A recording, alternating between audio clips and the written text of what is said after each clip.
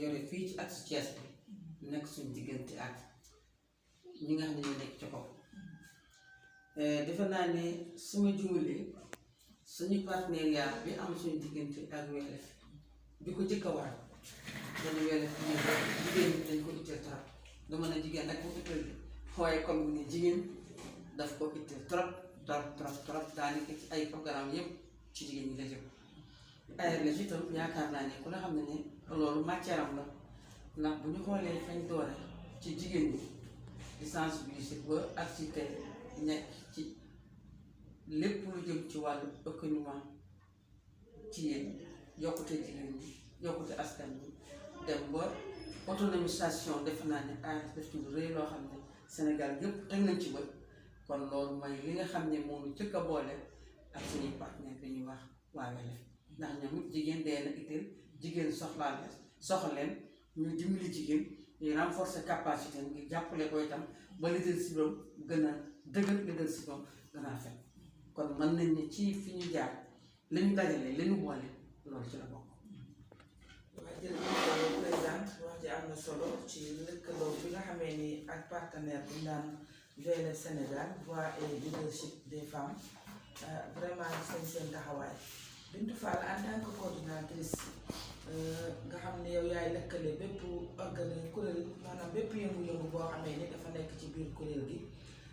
ci seen diggante ak VLF yan xeetu yëngu-yëngu la ngeen am yoo xamee ni yéen a ngi koy doxal ak ñoom. waaw xeetu yëngu-yëngu yi ñu am yi ñuy doxal ak ñoom bari na bi comme ni ko présidente waxee rek comme VLF dañoo bokk ak si yoo xamante ni dafa am fu ñu fa tasee ñoom fi ñuy yëngu ñun ñi di fa yëngu bokk na ci li nga xamante ne loolu moom moo ñu gën a dajale ak si yi nga xam ne VLF ñu fàttali ne programme bi waa VLF ñoo koy waa CECI Sénégal maanaam centre de coopération et d'étude ñoom ñooy partenaire de mise en œuvre programme bi mais nag sur financement Affaires mondiales Canada ñoom ci la programme boobu juddoo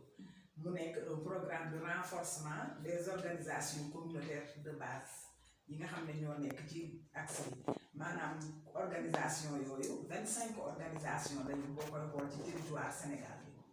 maanaam 20 yi ñooy ay organisation de femmes 5 yi nekk ay réseau muy nekk 25 ñu di ko liggéey ak ñoom ci fànn yu bëree bëri ndax booy xool axe activité yi ñu njëkk a tàmbali ak ñoom bi ñu laataan a tàmbali suñu activité def nañu activité autodiagnostic maanaam ñëw comme xam nañ ne kuréel bu existé la bu taxaw mais war nañoo ñëw aussi ñu xool lan mooy les forces les faiblesses ak fan lañu war a tàmbalee ba dëgg plan de renforcement de capacité defe naa loolu mooy suñu première activité ak ñoom bii loolu jàllee ñu def ay activité renforcement de capacité yu baree bare yoo xamante ni jàppale nañu kuréel gi maanaam sur le plan institutionnel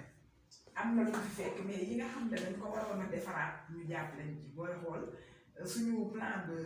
plan stratégique yi nga xam ne ARLS amoon na ko pour 5 ans bokk na ci activité boobu ñoom appuyé nañu ba ñu réviser waat suñu plan stratégique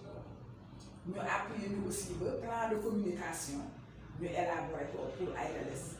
concept femme reporter bi nga xamante ne ARLS ñu ko amoon te